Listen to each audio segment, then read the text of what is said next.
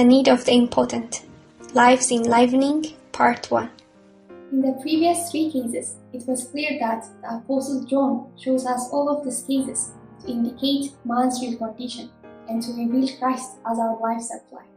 By understanding these cases, we will realize where we are and who we are, and where the Lord is and who He is. Then we will know what we need and how the Lord will supply our need. In this case, the fourth among the 9, we will see the case of an impotent man, which case exposes the vanity of religion and also proves the sufficiency of Christ as life to enliven us. John chapter 5 begins with a feast of the Jews, and Jesus going up to Jerusalem. Now there is in Jerusalem, near the sheep gate, a pool, which is called in Hebrew Betsaida, having 5 porticos. In this lay a multitude of those who were sick, who were blind and lame and withered, waiting for the moving of the water. For an angel went down from time to time in the pool, and stirred up the water. The first then to step in after the stirring of the water was made well of whatever disease he was being held by. And this certain man was there, who had been 38 years in his sickness. Let us see how his situation on the negative side exposes the inadequacy of religion with all its demands upon man, and on the positive side, the adequacy of Christ, the Son of God, as life to enliven people. We can say no religion on earth is better than the Jewish religion, for it is the genuine and typical religion, formed according to God's holy oracle. It worships the one true God in the correct way. And law-keeping was the main thing in Judaism. Every Jew respects the law and believes in keeping it. So law-keeping is everything to that typical religion. The Jewish religion includes also at least these 7 items: the holy city, Jerusalem, the holy temple, the holy feast, the holy Sabbath, the angels, Moses, and the holy scriptures. These items are excellent and wonderful things.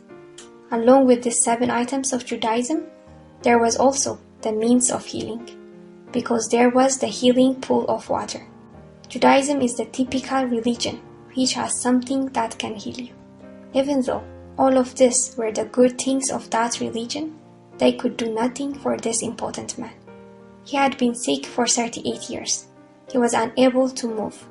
He was filled with expectation when he saw the water stirring, but it was impossible for him to get there in time, because he was impotent.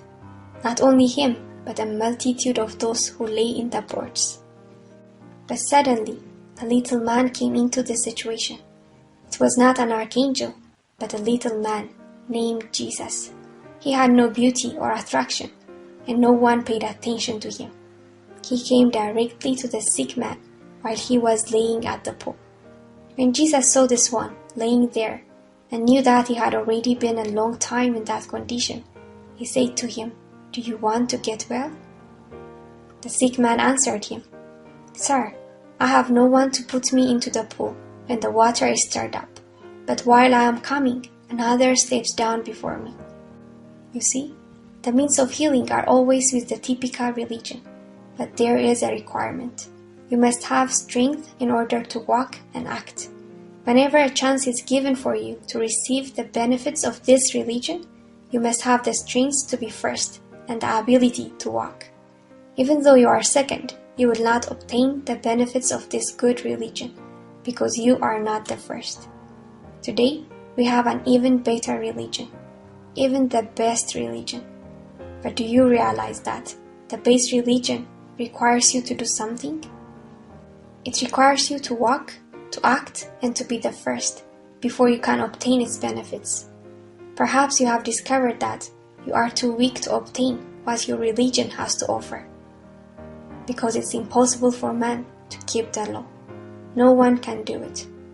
The law is good, holy, and spiritual. There is no problem with the law. The problem is with us. Romans 8:3 says, "For that which the law could not do, in that it was weak through the flesh. All flesh is too weak to keep the law." But Jesus said to him, "Rise, pick up your mat, and walk." And immediately the man became well, and he took up his bed and walked. The impotent man heard the enlivening word of the life-giving Lord and was healed. We may think that he rose up and walked before he was healed, but this is not true. He was healed before he rose up, took his bed, and walked. He was cured when he heard the voice of the living Son of God.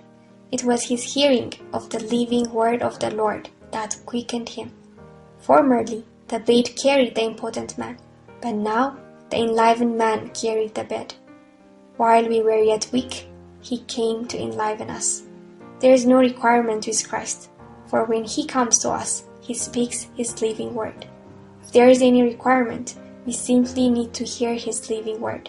When we hear his voice, we pass from death into life.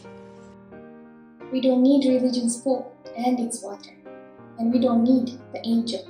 Compared with Jesus, religion's pope and its water and the angel are poor indeed. When we have Jesus, we don't need anything else. It is Jesus who enlivens. We all have to see this. This is life's enlivening.